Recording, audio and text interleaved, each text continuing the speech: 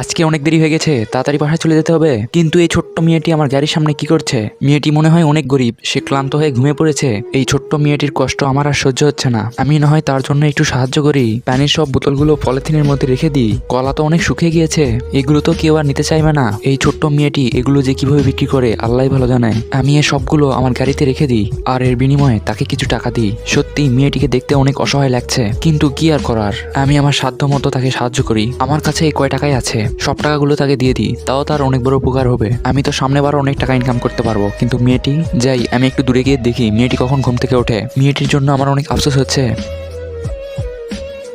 High, এখানে তো আমার অনেকগুলো কলা এবং পানির বোতল ছিল, কোথায় গেল সব? হাই রে, আশেপাশেও তো কোথায় দেখছি না। এবারে আমি কি খাবো, কি চলবো, আমার সব শেষ। হে আল্লাহ, আপনি আমাকে সাহায্য করুন।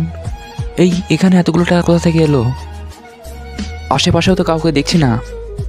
হাই আল্লাহ, আপনাকে অসংখ্য ধন্যবাদ,